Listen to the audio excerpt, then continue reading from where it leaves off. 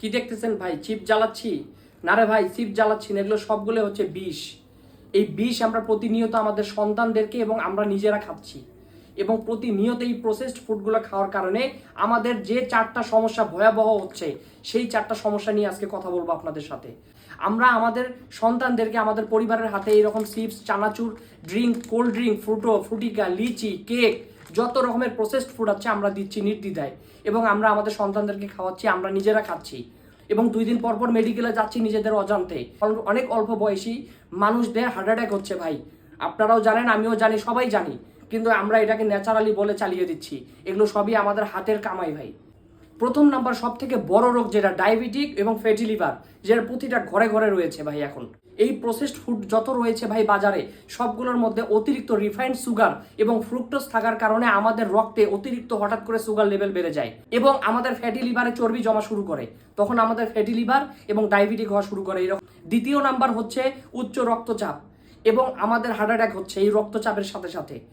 এই প্রসেসড খাবারগুলো যখন আমরা খাই, এটার মধ্যে অতিরিক্ত সোডিয়াম, লবণ এবং ট্রান্স ফ্যাট থাকার কারণে এই খাবারগুলো আমাদের শরীরের রক্তচাপ বেড়ে দেয় এবং আমাদের যে রক্তনালীগুলো আছে সেগুলো ব্লক করে দেয়।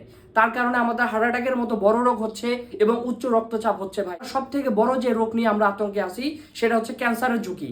আমাদের শরীরে ক্যান্সারের ঝুঁকি সব থেকে বেশি দেখা যাচ্ছে এখন, কারণ আমরা এই প্রসেসড খাবারগুলো যে খাচ্ছি, এই প্রসেসড খাবারগুলোর মধ্যে বিভিন্ন কেমিক্যাল এবং ফুড গ্রেড কালার না ব্যবহার করে কাপড়ের কালার ব্যবহার করতেছে ভাই। ভোক্তা অধিকার থেকে বড় বড় ব্র্যান্ডের খাবার এবং জুসগুলা ব্যান করে দিচ্ছে এবং ফালাই দিচ্ছে এবং জরিমানা করতেছে।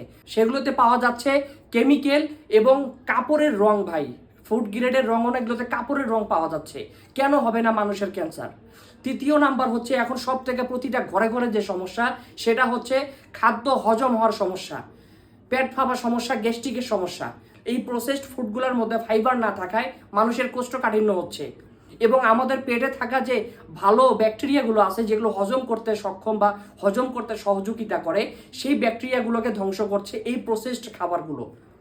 সমাধান একটাই, আমাদের এই প্রসেসড খাবারগুলো বিরত রাখতে হবে এবং বাসার মধ্যে তৈরিকৃত খাবার দিতে হবে এবং শাকসবজি, ফলমূল, ন্যাচারাল খাবার দিতে হবে।